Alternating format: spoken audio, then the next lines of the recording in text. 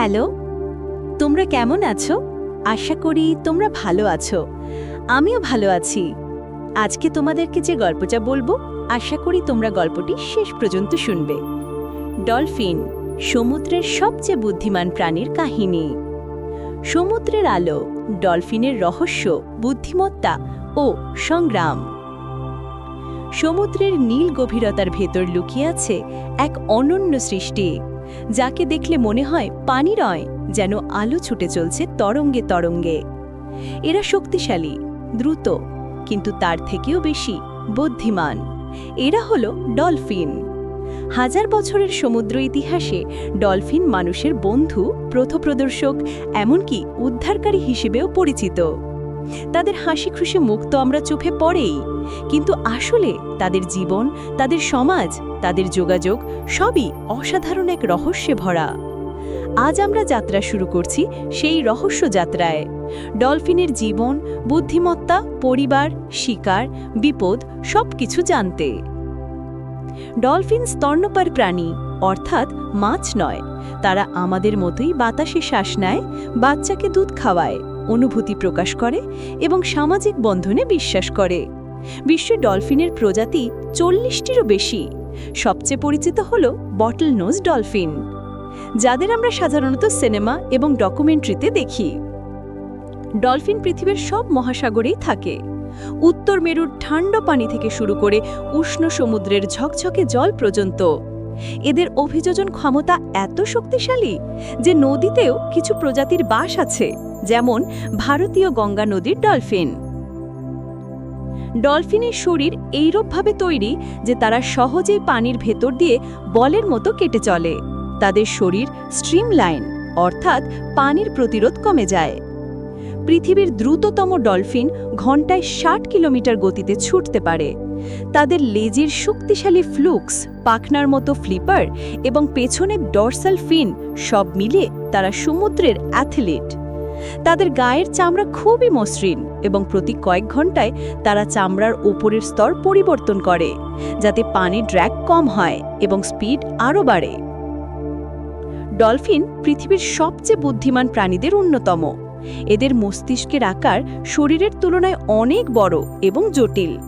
এরা আয়নায় নিজেদের চিনতে পারে, এমন ক্ষমতা মানুষের বাইরে খুব কম প্রাণী দেখিয়েছে। ডলফিনরা সমস্যা সমাধান করতে পারে, শিখতে পারে, মানুষের আচরণ বুঝতে পারে, এমনকি মানুষের মনোযোগ ধরে রাখতে খেলা করেছে, এমন উদাহরণও আছে। সবচেয়ে বিস্ময়কর হলো ডলফিনদের নিজস্ব ভাষা আছে। এরা শব্দ, ক্লিক, শীষ এবং বিশেষ সিগন্যালের মাধ্যমে একে অপরকে বার্তা পাঠায়। অনেক বিজ্ঞানী বিশ্বাস করেন প্রতিটি ডলফিনের নিজস্ব নাম আছে, একটি সিগনেচার হুইসেল, যার মাধ্যমে অন্য ডলফিন তাকে ডাকতে পারে। ডলফিন সামাজিক প্রাণী। তারা পড নামে পরিচিত, দলে থাকে, যেখানে সদস্য সংখ্যা 5 থেকে 50 পর্যন্ত হতে পারে। কখনো কখনো হাজার ডলফিনের সুপার পডও তৈরি হয়। পডে থাকে পরিবারের মতো সম্পর্ক, বাচ্চাদের রক্ষা করা, শিকার ধরতে সাহায্য করা, আহত ডলফিনকে বাঁচানো সবই তারা একসাথে করে। মায়েরা বাচ্চাকে কয়েক বছর ধরে বড় করে, সাঁতার শেখায়, খাবার খুঁজতে শেখায়, যেমনটা মানুষের সমাজে দেখা যায়। ডলফিনদের মধ্যে বন্ধুত্ব খুব গভীর। একটি ডলফিন তার বন্ধু ডলফিনকে বছরের পর বছর চিনতে পারে। এদের সম্পর্ক শুধু বেঁচে থাকার জন্য নয়, আনন্দ, খেলা, সঙ্গী সবই রয়েছে। ডলফিনরা ফিশ, স্কুইড, অক্টোপাস এদের শিকার করে, কিন্তু সবচেয়ে চমকপ্রদ বিষয় হলো তাদের শিকার করার কৌশল। তারা ব্যবহার করে ইকোলোকেশন, এক ধরনের প্রাকৃতিক সোনার সিস্টেম। তারা পানির ভেতর ক্লিক শব্দ পাঠায়, সেই শব্দ বস্তুতে আঘাত করে ফিরে আসে, আর ডলফিন বুঝে ফেলে শিকার কত দূরে, কী আকারের, কত দ্রুত চলছে। অন্ধকার পানিতেও তারা নিখুঁতভাবে শিকার চিহ্নিত করতে পারে। অনেক সময় ডলফিন দলবদ্ধভাবে মাছকে ঘিরে ধরে, গোল বৃত্ত তৈরি করে, যাতে মাছ পালাতে না পারে। এটা একেবারে পরিকল্পনা করে করা শিকার, যা অন্য প্রাণীদের মধ্যে খুব কম দেখা যায়। হাজার বছর ধরে ডলফিন মানুষের সঙ্গী। প্রাচীন গ্রিকদের কাছে ডলফিন ছিল পবিত্র প্রাণী, নৌযাত্রীরা বিশ্বাস করত জাহাজের সাথে ডলফিন দেখা গেলে যাত্রা শুভ হবে। ইতিহাসে এমন ঘটনাও আছে যখন ডলফিন মানুষের জীবন বাঁচিয়েছে, ডুবন্ত মানুষকে তীরে ঠেলে নিয়ে গেছে, হাঙরের আক্রমণ থেকে রক্ষা করেছে।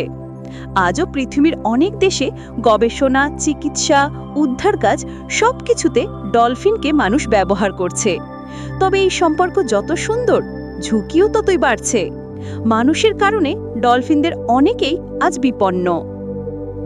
সমুদ্র দূষণ, প্লাস্টিক, মাছ ধরার জাল এসব ডলফিনের জীবনে বড় হুমকি। অনেক ডলফিন অনিচ্ছাকৃতভাবে জালে আটকে মারা যায়। সমুদ্রের শব্দ দূষণ, বড় জাহাজ, সাবমেরিন, ড্রিলিং এসব ডলফিনদের যোগাযোগ স্তব্ধ করে দেয়। ইকোলোকেশন নষ্ট হয়ে যায়। তারা পথ হারিয়ে ফেলে, শিকার করতে পারে না, এমনকি তীরে আটকে যায়। কিছু প্রজাতি ইতিমধ্যে বিলুপ্তির পথে। গঙ্গার ডলফিন, ইয়াংজি রিভার ডলফিন, এদের সংকট চরম। ডলফিন শুধু এক সুন্দর প্রাণী নয়, সমুদ্রের পরিবেশে এরা অত্যন্ত গুরুত্বপূর্ণ প্রজাতি। তাদের রক্ষা করলে সমুদ্রও রক্ষা পাবে।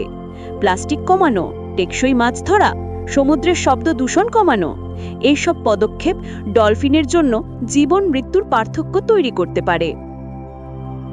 ডলফিন সমুদ্রের হাসি খুশি দূত, কিন্তু তাদের জীবন মোটেও সহজ নয়।